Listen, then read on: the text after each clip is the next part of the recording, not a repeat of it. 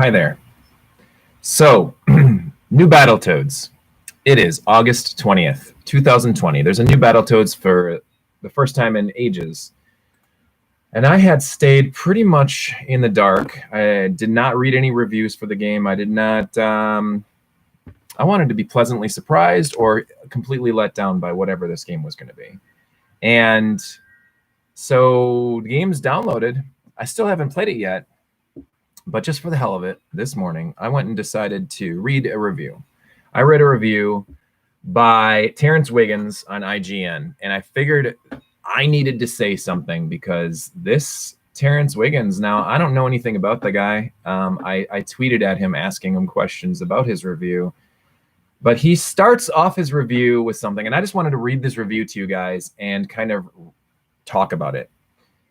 He says at the very beginning of his review, he says, "Brace yourselves for some truth. Battletoads, the 1991 game for the NES, is bad." Awesome. I'm glad that you have an opinion of an NES classic, a negative opinion of an NES classic. He said it's bad. Awkward and stiff controls paired with the unfair difficulty that requires a level of precision and reflexes that those controls don't allow is a terrible combination for a beat 'em up.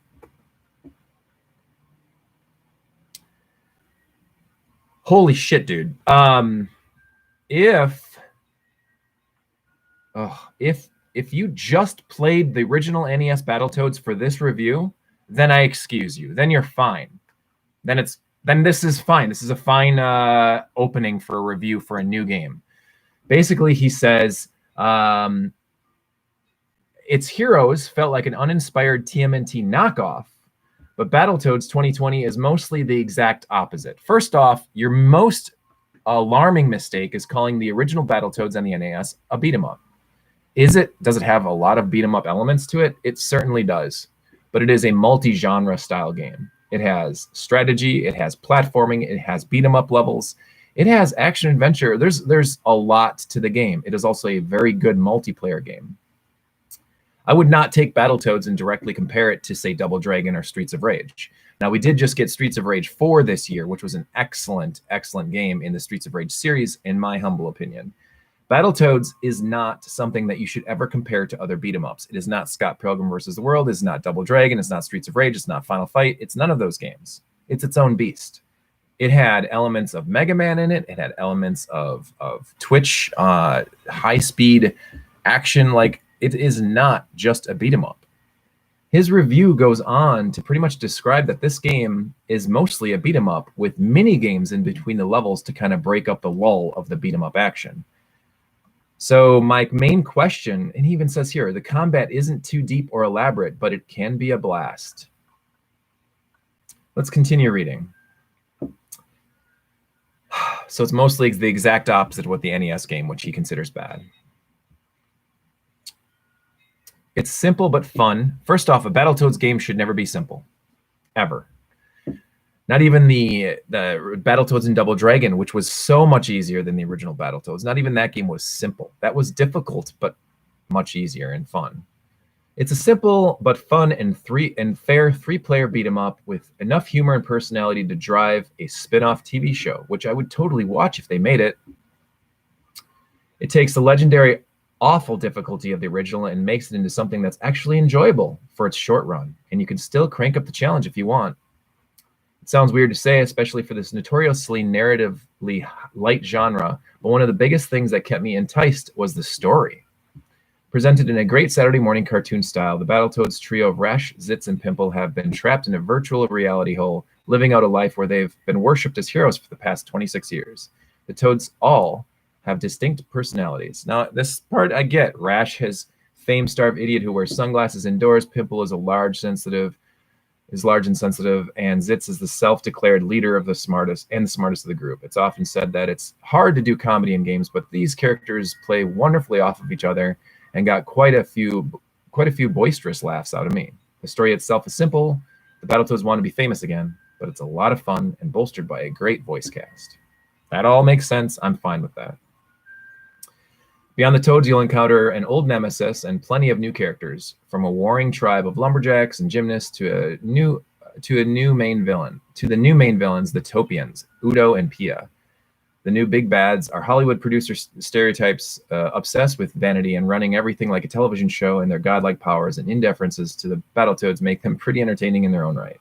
And I can't fail to mention the music is a ripping rock and metal soundtrack that has been stuck in my head since I finished playing. From what I understand from most of the other reviews and some gameplay that I watched the game, now, mind you, I haven't played the game yet myself. It seems like a lot of the music is all remixes from the original game, and then Battletoads Double Dragon, and maybe even some from Battlemaniacs. Now, he doesn't know this. He doesn't mention the fact that it's all remixes of the original game, which makes me think even more so that he only played the NES original to write this review. Don't know how old this guy is. Don't know anything. My main concern still is, if I loved the original, will I enjoy this game? He even added a poll question to this review. To be honest, have you beaten the 1991 Battletoads game for the NES? 52% of the readers of this article, which was over 11,000 people, said no. 24% said no, and they never played it.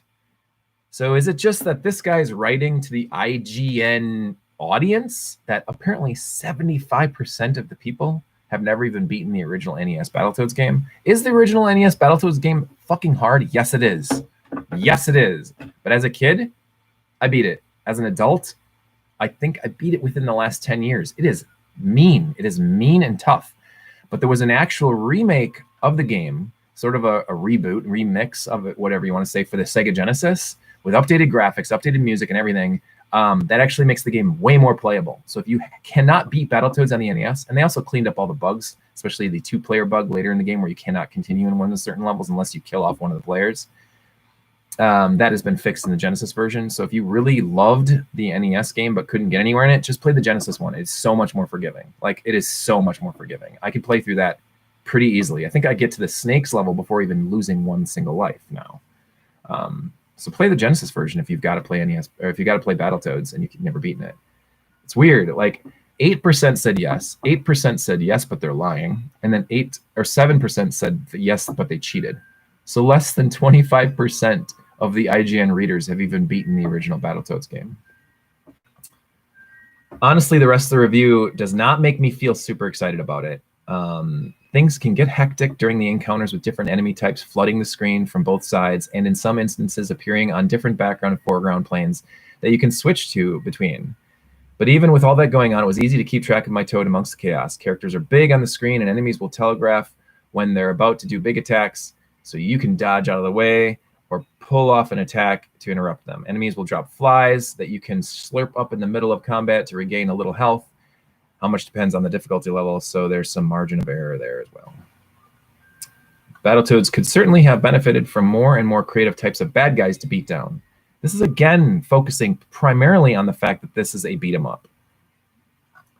He even talks a little bit about the mini games. Oh, what does he say here? Mini games, kind of doing a throwback, having some of the speeder levels. They're no longer side-scrolling speeder levels. They're now forward-facing ones where you just kind of dodge out of the way of things. It almost looks like a phone mini game. Not too excited about that. While there is an aesthetic difference to the enemies depending on which level you're on, sometimes appearing as living toys or alien lumberjacks or even strange beasts, there are truly only about 4 types of different enemies that you fight. One will attack with melee, one that attacks with melee but with also a block, one that uses long-range attacks, and one that's invulnerable until you're dodged its charge attack. Battletoads can certainly have benefit for more and more creative types of bad guys to beat down. Similarly, in part because a lot of the levels end with minigames rather than boss fights, there's only a handful of traditional battles, and they all work the same way. They're big bad guys who telegraph attacks, summon regular enemies, giving you a chance to grab flies to regain health mid-battle, and enter gender attack phases, testing your dodge reflexes. They're fun enough, but a bit one-note. The main source of variety in Battletoads is its selection of different minigames that dot the levels. This is pissing me off. The original Battletoads on the NES and the Genesis remake, I swear to God, like only half the levels or less were actual beat 'em up type levels. So this one seems like it's completely a beat 'em up with just little mini games sprinkled in to like offer variety. So the main source of variety in Battletoads in its selection of different minigames that dot the levels, breaking up what could be a monotonous stretch of fistfights with everything from hacking puzzles to a riff of the classic speeder, bikes, and sledding levels. I do not recall a sledding level in the original Battletoads. I remember surfing levels. I remember snowball fights. I remember the speeder levels. I remember climbing on snakes. I remember climbing up endless pillars, going straight up, trying to dodge through electric. And I remember tons of platforming. I'm not dogging on this game. I think that the new Battletoads for the Xbox, which I got this morning, which I'm totally going to play later this evening, seems like a fun little game. The gameplay looks cool. It's a good follow-up. I hope that it eventually gets a little broader release, maybe on PC and then on Switch. That'd be super cool, kind of like what Cuphead got. And I'm also hoping for a sequel that will maybe kind of splurge back into the original game with some more platforming elements to it. So once I play the game, then I'll have an actual opinion on the game itself. This opinion that I'm sharing right now is with IGN's writer. And the fact that it feels very much so like this guy, he just played the original for this review. And he's excited about this game, but he's pretty much completely refreshed to the idea of Battletoads, which maybe is what the audience wants nowadays. Less than 25% of IGN's audience even beat the original NES game. So his verdict, after more than a quarter of a century in limbo, this new iteration of the legendary difficult Battletoads takes everything that made the NES original memorable and reworks it into a friendlier, funnier beat-em-up. Entertaining characters with a great visual style, simple but rewarding combat and minigames, and a rad soundtrack coalesce into a respectably enjoyable revival.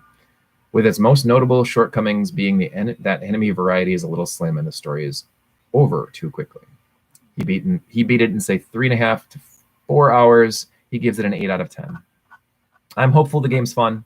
I'm not sure what I'll share, if I'll even share my official review on this YouTube channel, but